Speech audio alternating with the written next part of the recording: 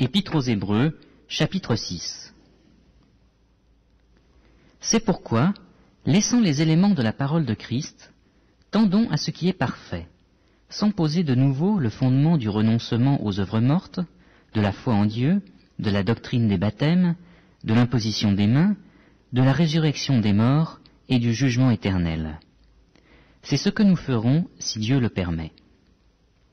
Car il est impossible que ceux qui ont été une fois éclairés, qui ont goûté le don céleste, qui ont eu part au Saint-Esprit, qui ont goûté la bonne parole de Dieu et les puissances du siècle à venir, et qui sont tombés, soient encore renouvelés et amenés à la repentance, puisqu'ils crucifient pour leur part le Fils de Dieu et l'exposent à l'ignominie.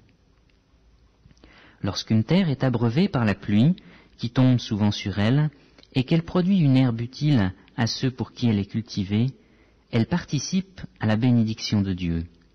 Mais si elle produit des épines et des chardons, elle est réprouvée et près d'être maudite, et on finit par y mettre le feu.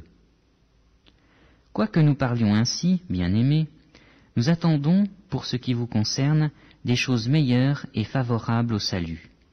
Car Dieu n'est pas injuste, pour oublier votre travail et l'amour que vous avez montré pour son nom, ayant rendu, et rendant encore, des services aux saints.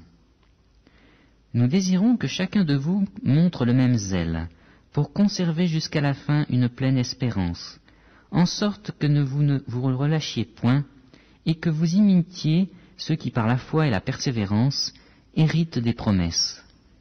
Lorsque Dieu fit la promesse à Abraham, ne pouvant jurer par un plus grand que lui, il jura par lui-même et dit « Certainement je te bénirai, et je multiplierai ta postérité. » Et c'est ainsi qu'Abraham, ayant persévéré, obtint l'effet de la promesse. Or les hommes jurent par celui qui est plus grand qu'eux, et le serment est une garantie qui met fin à tous leurs différends. C'est pourquoi Dieu, voulant montrer avec plus d'évidence aux héritiers de la promesse l'immutabilité de sa résolution, intervint par un serment, afin que par deux choses immuables, dans lesquelles il est impossible que Dieu mente, nous trouvions un puissant encouragement, nous, dont le seul refuge a été de saisir l'espérance qui nous était proposée. Cette espérance, nous la possédons comme une ancre de l'âme, sûre et solide.